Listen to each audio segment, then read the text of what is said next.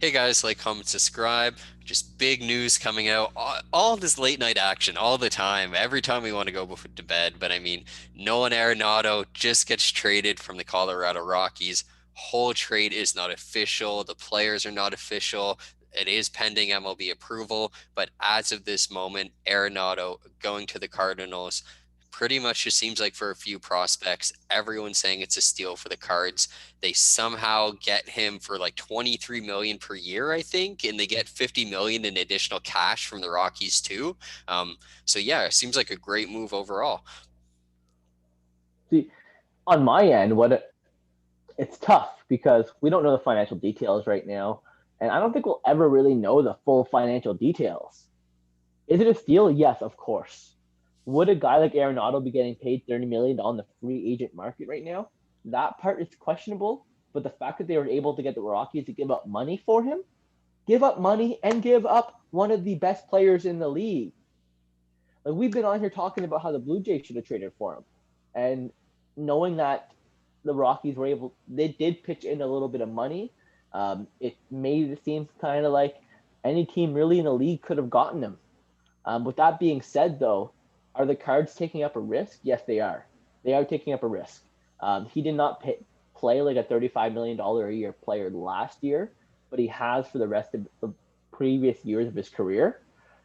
And if you're looking at the Rockies the last couple of years, the biggest risk that they took was signing this big guy. And what ended up happening with this risk is that they ended up having to give up money, a certain amount of money to be able to offload him. So it definitely is always a risk of bringing in that much money and that much of a player contract. But overall, the Cardinals are getting a guy who could be MVP level candidate. He's that good of a player. And if they're a team like last year that were a borderline playoff team, a winning record team, well, this year they're going to be better. Arenado does push that envelope, and he was something that they could really use. So I'm definitely expecting a good year from him, and actually a better year than he had last year. Yeah, I mean, I don't wouldn't put much weight in last year at all. Everyone had huge Exactly. stats. He's a guy for his career who hits over 290, pure power guy, multiple years over 40 home runs. What is it, 8 Gold Gloves already too? Yeah. I mean, this guy is a pure stud on both Eight ends. back to back since 2014 or whatever 8 years is. He's had one every single year. Yeah, so I mean, this guy is just, like I said, pure stud in terms of a two-way player and makes the Cardinals infields one of the best in the league, Yeah. especially at the plate. I mean, between Arenado, Paul Goldschmidt, and then obviously Rojas as well. Between the three of them, right there, you can have 100 home runs easily. And that's going to be something that, as long as the other guys could be decent, they're going to be good. And the reason I think that they can contend is this team does remind me a lot of the Albert Pujols years, especially the contending years, where not only did they have Pujols, but they had a guy like Lance Berkman. And yes, they might not have Chris Carpenter this year, but Wainwright, obviously, last year he looked pretty good. I know he said don't put too much weight in it, but we know Wainwright as a playoff pitcher is very good as long as he's healthy. They have guys like Dakota Hudson, Jake Flaherty. They have a lot of guys stepping up. So overall, I think this team is similar to a team like the Toronto Blue Jays. I don't think their outfield is as good by any means, but I think if guys could play to at least an average to good level, other than the top three or four guys there, we will see them in the playoffs. Yeah, I think they're essentially like a team like the Toronto Blue Jays, but a little tiny bit older. So I'm definitely expecting a good year from the Cardinals. And you're right, that infield is going to be unreal. They're going to have one of the best infields in the league. Could they have some points of improvement? Of course, any team could. But to me, it really does signal that they're going to contention.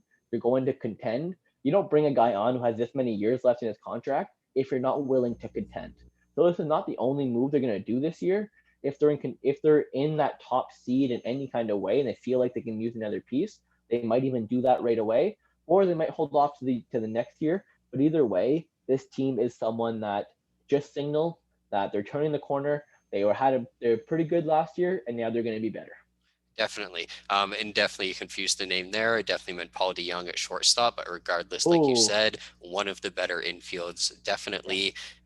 bunch of veteran guys there too. Matt Carpenter, not 100% sure off the top of my head what Molina's doing, if he's coming back or not. But I mean, I like their chances as well. It's going to depend too how some other teams do, but I Of would be course. confident as a Cards fan that at least this trade is going to make them a playoff team sometime during these 5 years that they may have with Nolan Arenado. Exactly, and it's a little bit better of a place for Arenado right now, considering that the Rockies are on their downward spiral right now. Meanwhile, the Cardinals are on their way up. Definitely. But give us a comment, guys, like the video, hit the subscribe button, and we'll be back soon with some more content.